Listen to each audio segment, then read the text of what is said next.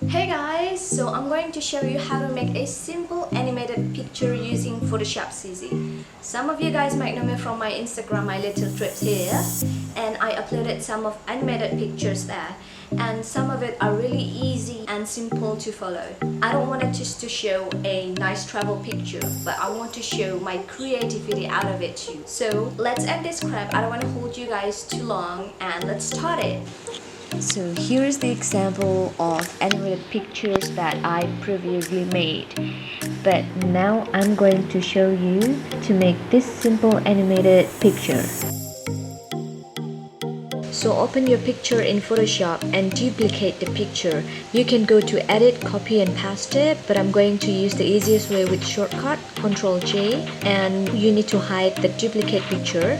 Now you need to import your video. I'm going to use different video from the previous one that I made. I'm going to use 3D cube animation. You can get all of this kind of video, type it on YouTube, motion graphic background video, or simple animation background video, something like that. It might take a while to import your video to Photoshop because mainly it's not used for editing video. After your video imported, click enter and put it where you want it to be.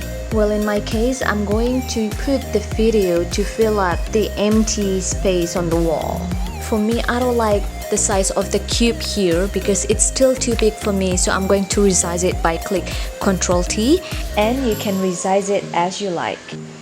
So now you need to put the video in the middle between the picture, the original picture and the duplicate picture. Now you can't see the video. The next step is to put layer mask on the duplicate picture. You see the symbol a rectangular with circle in the middle? Add layer mask. So to erase some part of your picture, you need to use brush and make sure it's black. But if you want to restore it, you need to reverse it into white. Black is to erase, white is to restore the transparency of the picture. Now I'm going to erase all the orange area. I'm going to use the magic wand tool first.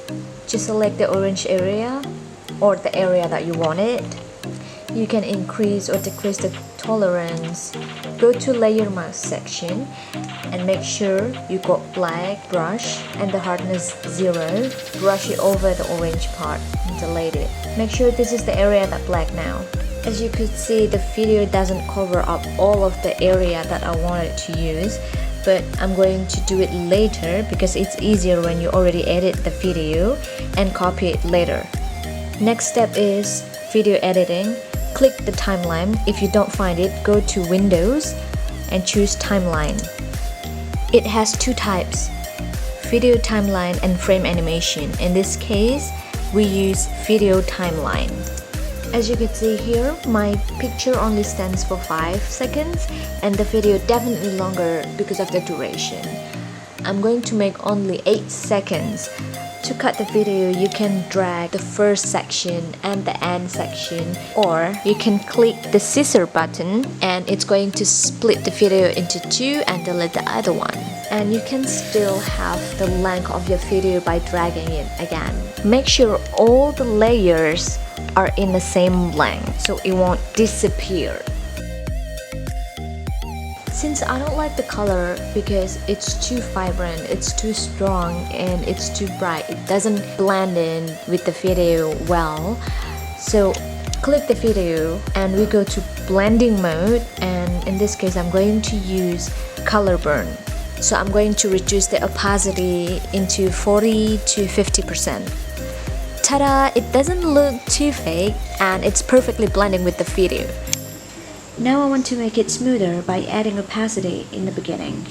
Go to your video layer, you will find opacity. Click it, put 0% transparency, and after few frames, put 100%.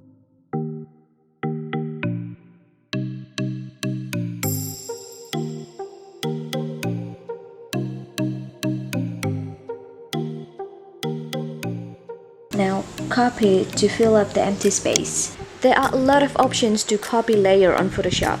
You can click Ctrl J or hold Alt, click and drag the layer you want to copy. Before we render the video, we need to see the size first. Click Ctrl Alt I and you could see the pop-up window. Try to use maximum size 2000 pixel because if your video is too big, Instagram might not upload it. And now it's all set. The final step is to render the video. Go to File, Export, Render Video and wait until the render video pop it out. So there are three important things to note are the name of your file, the folder where you want to save it. Make sure the document size is as the same as the size of your picture. Click render and wait until the video exporting and you're done. It might take a while. Mine needs 30 minutes to pop out.